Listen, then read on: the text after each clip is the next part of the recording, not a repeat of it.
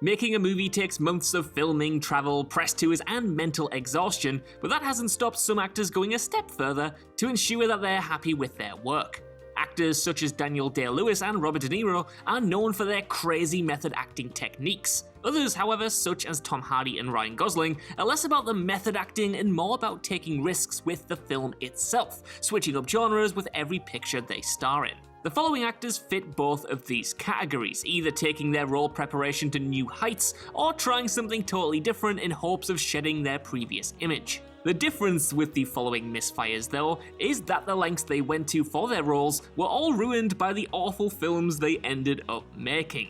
I'm Josh from WhatCulture.com, and these are 8 actors who sacrificed everything for terrible movies. Number 8. Jared Leto gets gout, Chapter 27. Chapter 27 tells the story of Mark David Chapman, the man who murdered John Lennon. Chapman is portrayed in the movie by Jared Leto, who for the role gained 67 pounds by eating tubs of ice cream mixed with olive oil. This sure made him look the part and gave him the opportunity to show off just how serious an actor he could be. This was before his Oscar win, remember, but the film itself wasn't really up to his standard. For starters, it's a pretty predictable affair, offering up nothing new to say about Chapman or why he did what he did outside of tabloid morbid curiosity. On top of that, it's actually quite boring, with no shocks or big revelations hooking everything together. For the role, Jared Leto, however, suffered through a miserable diet and at one point found himself inflicted with gout. And though his role was far and away the best part of the film, the movie itself wasn't really worth all his effort. Number 7. Ashton Kutcher gets rushed to hospital. Jobs. The first attempt to turn Steve Jobs' life into a movie was an absolute disaster from start to finish. Directed by Joshua Michael Stern and starring a riskily cast Ashton Kutcher in the title role, Jobs suffered from a clear lack of ambition, failing to really dig into its subject or say anything interesting about the man behind one of modern technology's biggest companies. In the hopes of properly embodying the character though, Kutcher decided to follow the real-life diet of Jobs, who was a fruitarian. Before the film began shooting then, the actor lived off only fruits, nuts, seeds, and water. Unfortunately, this led to him being rushed to hospital days before production was set to begin. There he was diagnosed with pancreatitis and put on a series of powerful painkillers. He eventually pulled through and got to work, obviously ready to show the world that his preparation was worth it and that he was ready to be taken seriously as a real dramatic actor, but sadly it was all in vain, as the film was a critical and commercial flop with very little worth remembering. Number 6. 50 Cent goes full method. All things fall apart. Poor 50 Cent. He tried genuinely so hard in this movie. In the drama All Things Fall Apart, the rapper portrayed an American football player called Dion, who must confront his cancer diagnosis at the height of his career. For the role, 50 Cent lost nearly 60 pounds, dropping from his usual 210 pounds to only 155 in just 9 weeks. On top of that, he also had some of his tattoos removed to save production covering them up. Now that is dedication. Though the rapper meant well though, All Things Fall Apart fell apart. It's a melodramatic, unoriginal Oscar baiter with emotional revelations that ultimately fall flat throughout the movie. Worse than that though is the fact that the film actually ended up being released straight to DVD, meaning 50 Cent put in all of that work and gave a semi-decent performance in the process for barely anybody to even see it, and for those who did to openly pan it. The heart was in the right place, but the film just wasn't.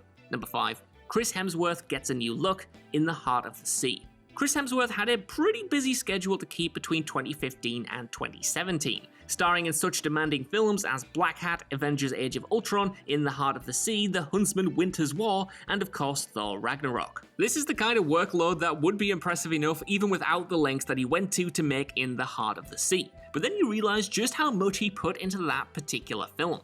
For his role as Owen Chase, the first mate of a ship which comes face to face with a ferocious sperm whale, the Aussie superstar lost 35 pounds to appear more like a 19th century sailor. In order to achieve this, he was put on a 500 calorie a day diet, which he wittily referred to as his lost at sea diet.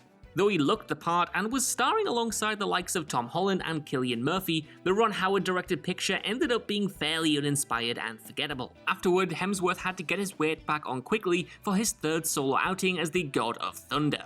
But based on how quickly he got back into shape, it's hard to imagine that he feels that bad about his previous weight loss. Number 4.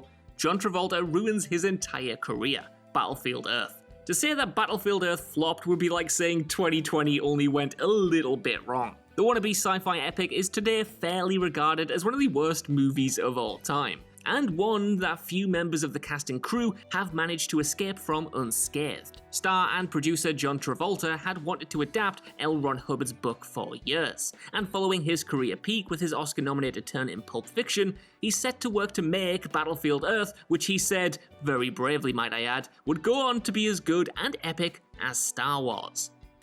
Yeah, definitely not. In the movie, Travolta stars as lead character Turl, in a film about human slavery, evil aliens, and a daring rebellion, but tragically, it is all dreadful. Ugly, nonsensical, overlong, painfully acted, and totally irredeemable, the film caused Travolta's once skyrocketing career to completely plummet. Since its release, the actor has starred in very few films of note, and though Battlefield Earth was a passion project of his, it ended up being the biggest mark on his career. Number 3. Elizabeth Berkley tries to shed her wholesome image. Showgirls. Elizabeth Berkley is a talented actress best known for her role on the sitcom Saved by the Bell. Here, she played the brainy and hilarious Jessie, but when the show was cancelled, she decided she wasn't interested in leaning into her wholesome, family-friendly image, and sought more mature, out-the-box roles to help her transition to the movies. The role she landed was the protagonist of the plain awful erotic drama Showgirls though. That said, it was a ballsy move to say the least at the time, but sadly not one that worked in her favour. She may have been happy with the direction she had taken and the fact that she beat young hopefuls such as Charlize Theron to the role, but in the end the film tanked and then some. With its uninspired story and overindulgence in sex and nudity, the failure of Showgirls saw Berkley out of luck before her career really gained any traction.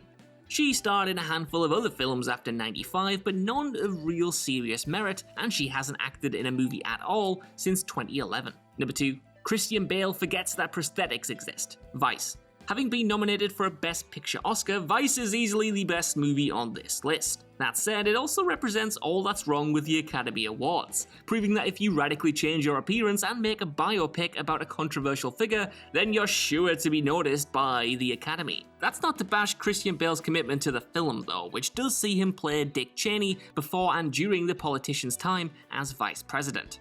For the role, Bale, no stranger himself to drastic physical changes, gained 40 pounds, shaved his head, and bleached his eyebrows. He also spent a lot of time, quote-unquote, working out his neck, so that it would appear bigger on screen. Bale later admitted that he called up Gary Oldman, who had just portrayed Winston Churchill, only to learn from the actor that prosthetics would have helped him get into the role without endangering his health for the 100th time. Number 1. Joaquin Phoenix retires and loses his mind. I'm still here. Now this was a really weird time to be a fan of Joaquin Phoenix. In 2010, before he was an Oscar winner, Joaquin Phoenix starred as a fictionalized version of himself in the mockumentary comedy drama I'm Still Here, which he wrote and produced with co-star and director Casey Affleck. Whilst the film itself is a somehow forgettable romp, the marketing strategy used was nothing short of brilliant. That's because 2 years earlier, Phoenix shocked Hollywood by announcing his retirement from acting, so that he could pursue a career as a musician. For the next 2 years, he went to public events and interviews looking unkempt and completely nonplussed about what the hell was going on around him.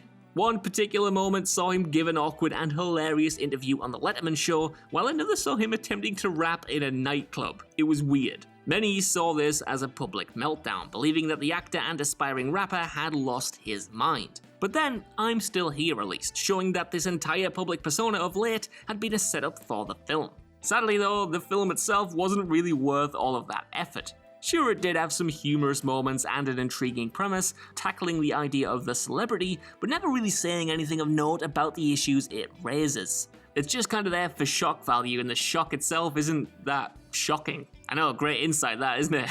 For 2 years of serious commitment and public trolling, I'm Still Here made it all seem a bit unnecessary and far too large a sacrifice. So that's our list. Want to know what you guys think down in the comments below. Are there any actors I missed off here who dedicated everything to a pretty bad movie? Or do you actually think these sacrifices were worth it? Either way, while you're down there, could you give us a like, share, subscribe, and head over to whatculture.com for more lists and news like this every single day.